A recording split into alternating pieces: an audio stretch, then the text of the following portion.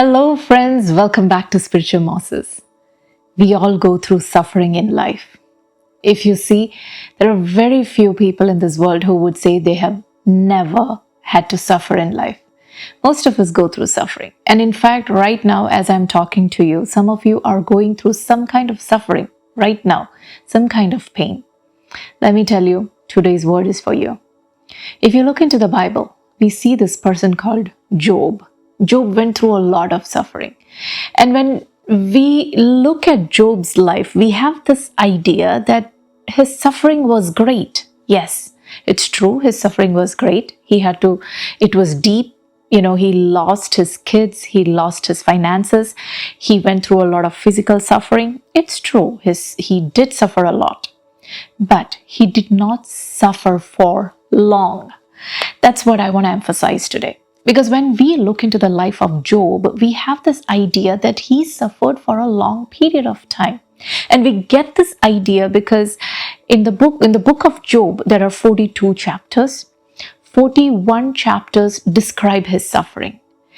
And the 42nd chapter talks about his restoration, but actually it is only a couple of verses that talks about Job's restoration back into blessings. The last 6 verses of the chapter.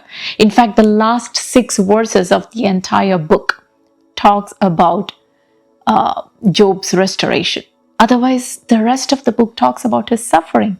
And so we have this idea that Job suffered a lot in his life and he suffered for long. It's true, yes, he did suffer a lot, but he did not suffer for long.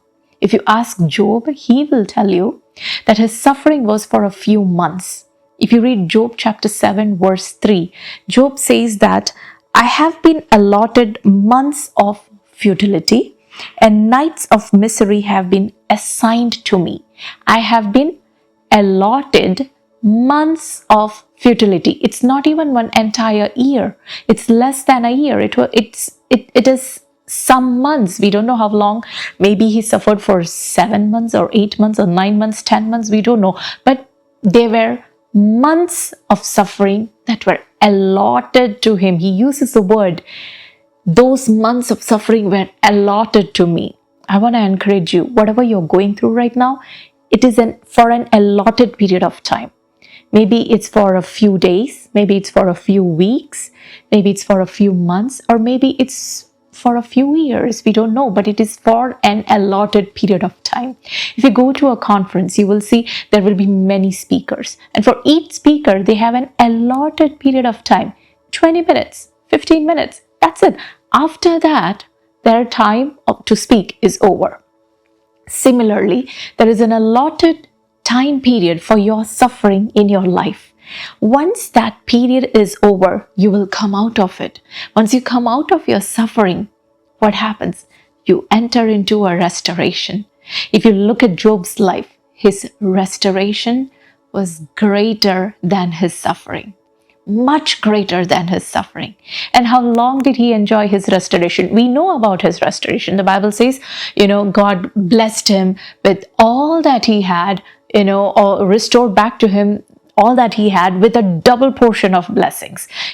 Everything financially he was blessed, but it was given, twice as much as he had before. He had 10 kids, his 10 kids died, but then after he was restored back to health, after he was restored back to peace and prosperity, he had 10 more kids. The Bible says he saw his kids grow up, get married, they had children. He saw his grandkids grow up, get married, they had children. He saw up to 4 generations. And the Bible very clearly says that he was honored in the land. And how long did he enjoy that peace and honor and prosperity? The Bible says 140 years. 140 years of peace, prosperity, and blessings.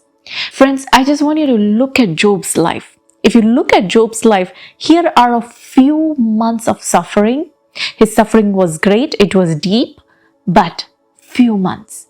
And then there is 140 years of peace, prosperity, and blessings. As you are going through your suffering right now, let me tell you, it's worth it. It's worth it. As you go through the suffering, there is one thing I want to remind you.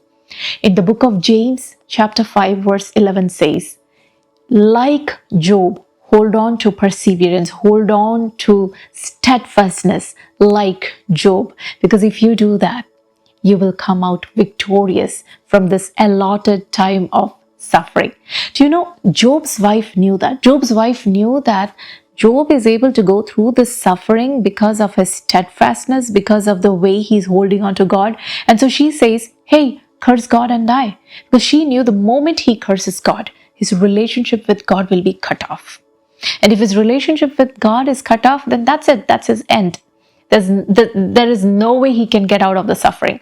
But if he has to come out of the suffering, he has to hold on to God. He has to keep his eyes fixed on Jesus.